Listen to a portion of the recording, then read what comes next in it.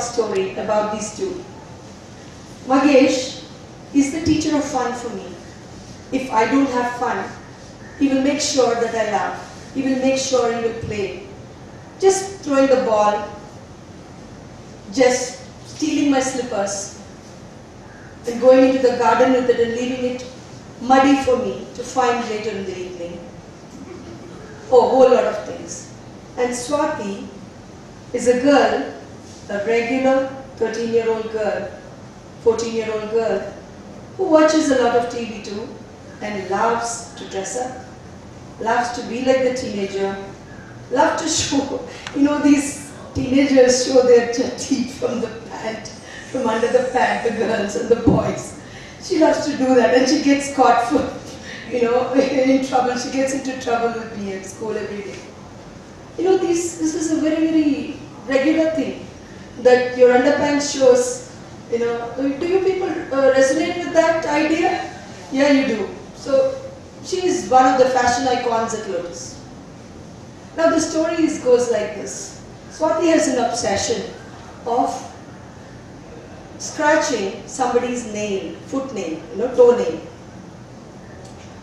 So the obsession got bigger and bigger. So we really didn't know, as teachers, we didn't know what to do. So I was just sitting and meditating and saying, God, just help me with this. I really don't know what to do with this. She was going on tickling everybody's toes, it's a very different feeling. It's like, you put the feet in a fish bowl, in probably Chinese or Singapore. The fish comes and takes away all your dirt. It's like that. So it's a very different kuru feeling. So one day Magesh and Swati were playing together, after lunch, and the teachers were having lunch.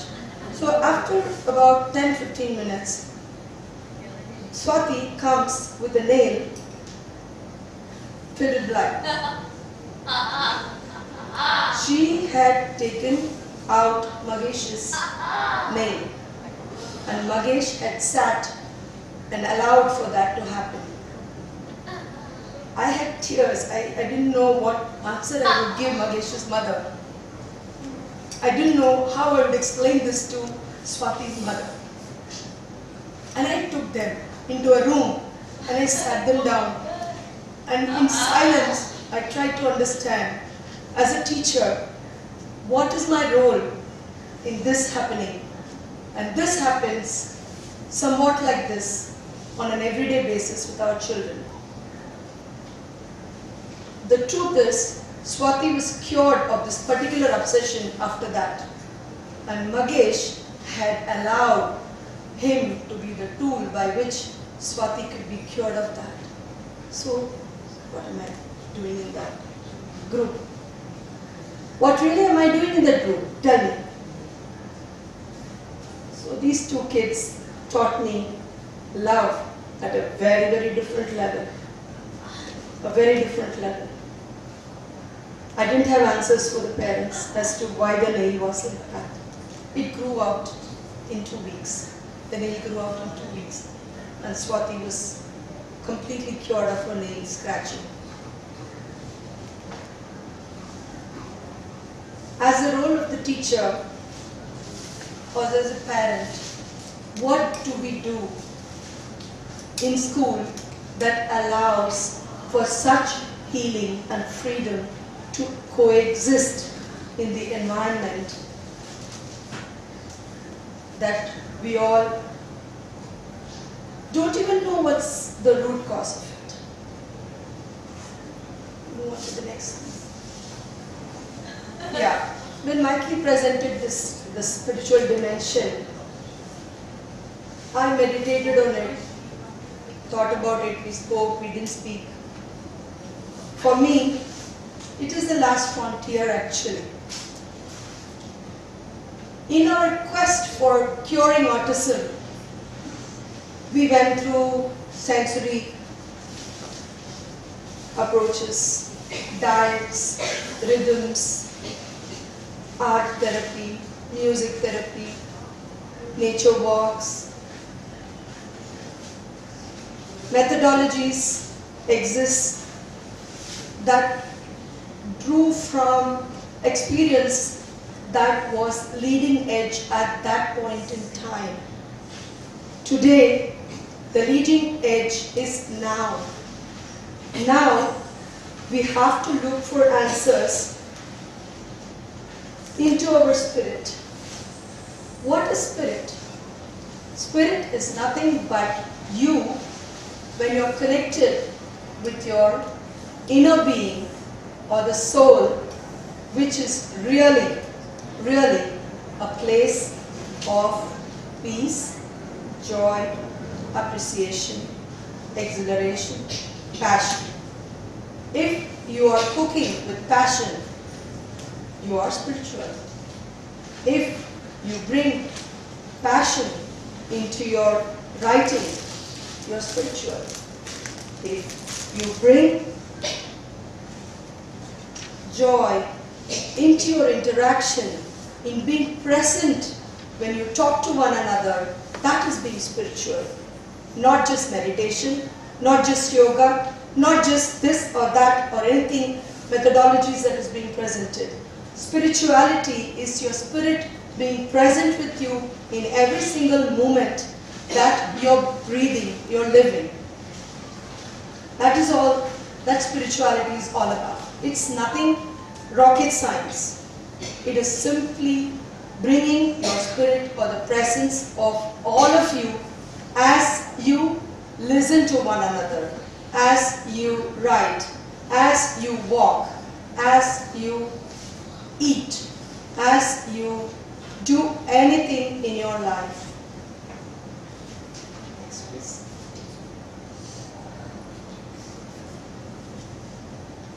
Autism is really, really not about the children. It is only about me. Does any of you know what autism means? Leo Canner? Locked in. Sorry? Locked in. Locked in.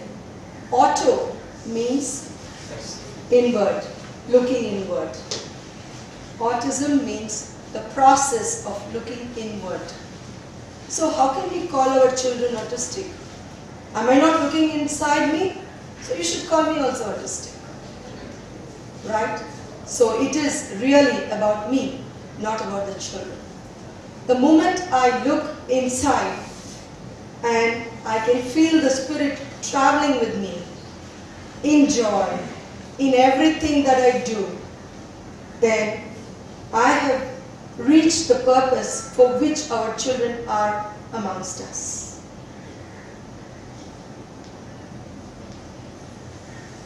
I'm going to use a term that I heard in an Abraham video. Mind your own business. Mind your own business. I have various levels of understanding that I'm going to present to you. Please take what you feel that you can resonate with and see what idea resonates with you and take it. My business in this world is to live a happy life. Simple. I didn't come here in this world to suffer. I did not come into this world to make this world a better place or correct it or make all the negative things go away. No. I came here from the spiritual world to be in this physical body, to have fun, to be joyous, to feel good, to live this life, experience this life in this form. In this form. And if I'm not doing that, I'm not minding my business. First and foremost, I can choose to live life in any which profession. But if I'm not minding my business or finding joy in whatever I do, it doesn't make any sense. Another level or perspective to this minding your own business is, as we meet the children on an everyday basis, remember that the children bring their parents, their siblings, their neighbors, the society, the community, the world with them to meet you. If you, by knowing or unknowing, come in the way of a relationship between a mother-child, brother-sister, grandchild, neighbors, Mahesh, Swati, two friends, then you have done disservice to the child and to yourself, because it's not your business to come between any two other human beings or even any other two beings. You cannot, should not interfere in the process of a relationship between two other beings. These are the two perspectives that I want to share with you, along with the idea of unconditionality. What is unconditionality? Suppose I love chocolates, by the way. If I have a bar of chocolate, and then, hey, I'm happy because I had this chocolate. I'm happy because of the presence of chocolate.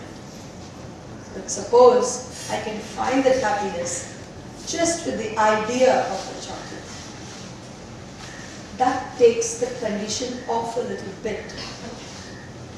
And even without the idea, I can find certain joy in me, then that would be unconditional joy. This is my definition of unconditionality that the children have directed me to understand. They have directed me to tell you all. When you look at any child or any other person, husband, wife, sister, brother, child, you don't have to change one hair for me to be happy. Try saying that to one another. Try saying that to your child. Try saying that to your friends. That is the idea of unconditionality that the children are bringing. You don't have to change one hair for me to be happy. This is the message, definition of unconditionality that the children have brought in. Wow. Trust and faith. These are two terms that are very, very, very dear to me.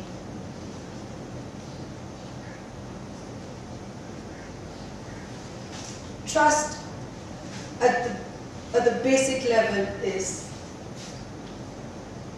I trust you to come on time. I trust you not to cheat me. I trust you to not lie to me. But at a very, very higher level of spirituality, trust is, I know, it's a knowing. It's a knowing. It's a different from understanding. It's a knowing. I know that the universe has my back. That God has my back. And I will be taken care of no matter what. That is trust to me. Faith. Faith is a beautiful term that says, God, I have faith in you. What does it really mean? Again, the children have taught me this. Faith means, when I don't have the chocolate, to believe that I'll get the chocolate tomorrow. When I don't have something, to believe that I will have it. Eventually, I will have it. I will have it. The chocolate is on its way. Things are on its way to me. That is faith. Definition of faith is a very beautiful thing. When you believe something is on its way to you, no matter what, it is not present in front of me, but again, I know it's on its way. That is faith. Where will it come from? It doesn't matter. How will it come? It doesn't matter. Who will give it to me? It doesn't matter. Will I get it tomorrow? It doesn't matter. Eventually, it will happen. And that is the faith that the children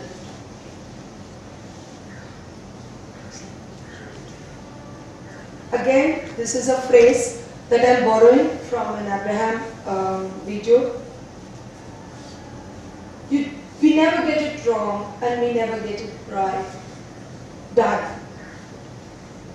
To me,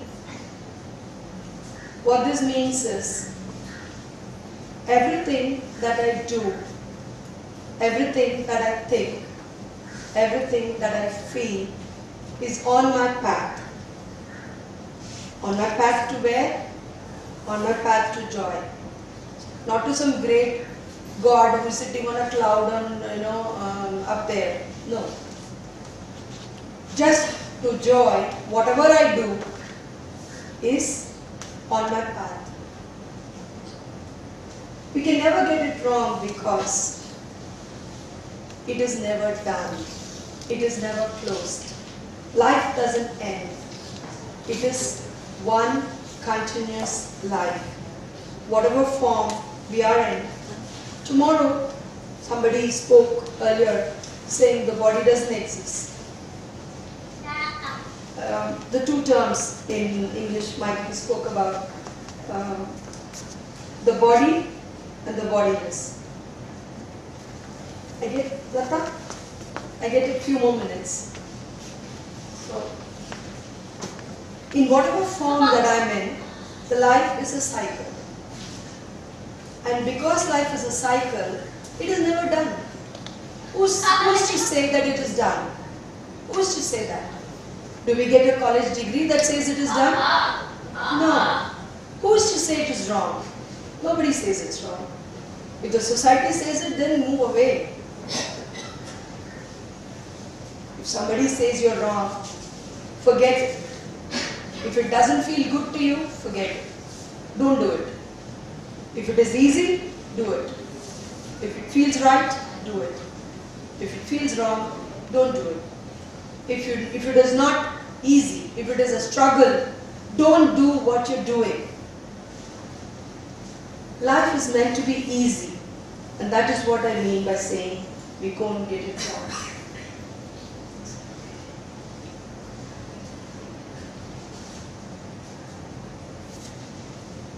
What really matters is how we bring ourselves to the children. It is not what therapy we bring. It is not what literature we teach them. It is not where we are that is so important. It is how I present myself to the child, which is the most important thing for me as a teacher. I'm simply sharing my path as a teacher to you all. For me, what I bring myself to the child is of utmost importance.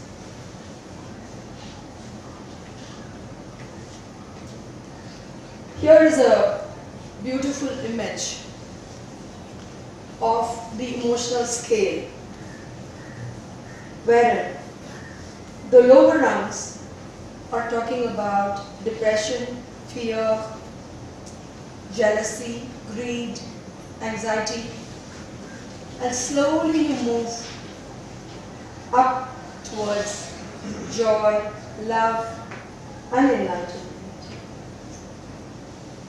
Now there are various methods by which we can do, but one thing we cannot do is to jump from a state of fear to a state of love.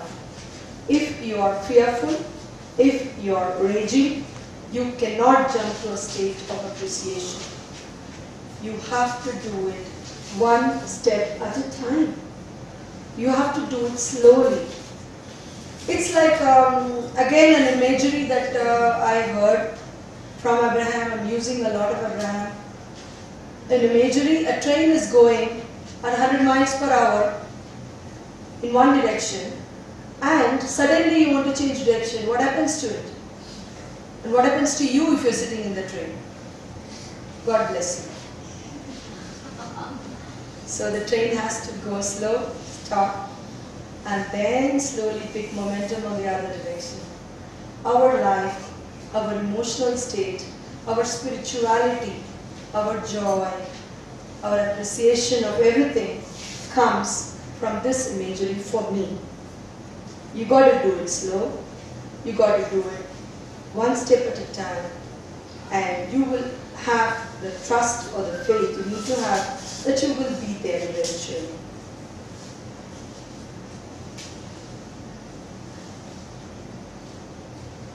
This is an image from the book, my own depiction of the emotional scale. Again, starting from fear to passion. Genius. Yeah, that brings me to the end of my presentation. Thank you so much for the invitation.